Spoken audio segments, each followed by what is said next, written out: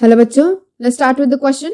And in this question, the assertion is that the myelinated nerve fibers are present in spinal and cranial nerves. Then reason is that the myelinated nerves conduct impulse more rapidly than unmyelinated nerves. So let's check कि assertion and reason जो हमें given है वो अगर true है तो अगर false है तो उसके according हमें A to D में से एक option choose करना होगा. So let's see.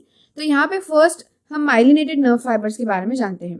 तो जो माइलिनेटेड नर्व फाइबर्स होते हैं, here we will write myelinated nerve fibres. Okay, so ये जो नर्व फाइबर्स होते हैं वो कहाँ प्रेजेंट होते हैं?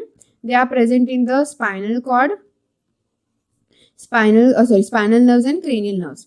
ये प्रेजेंट होते हैं स्पाइनल नर्व्स में एंड क्रेनियल नर्व्स में. ये इनका लोकेशन है.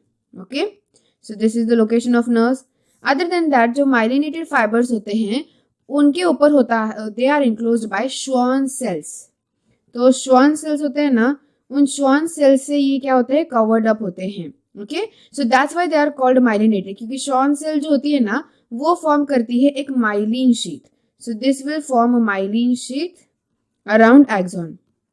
तो जिस मतलब यहाँ पे क्या होगा कि जिस एक्सॉन के अराउंड द एक्सॉन, ओके, सो जिस एक्सॉन के अराउंड ये श्वान सेल्स का एक माइलिन शीट होता है उन्हें हम माइलिनेटेड कहते हैं. और जिनमें ये श्वान सेल्स का एक माइलिन शीट नहीं होगा उसे हम नॉन माइलिनेटेड कहते हैं, सॉरी अनमाइलिनेटेड कहते हैं.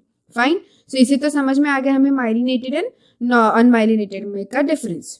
सो अब यहाँ पे ये जो माइलिनेटेड नर्व फाइबर्स होंगे जिन्हें मेड्यूलेटेड नर्व फाइबर्स भी जाना जाता है, तो ये क्या करते हैं? इम्पल्स ट्रैवल करेंगे. तो इम्पल्स ट्रैवल जब होता है तो उस टाइम पे यूनिफॉर्मली ट्रैवल नहीं होगा. तो कैसे होगा? तो जंप होगा. तो जब माइलिन शीट होती है, श्वान सेल्स होंगे, तो उनके वजह से क्या होगा? जो इम्पल्स है ना, that impulse will jumps from one node of Ranvier to the next.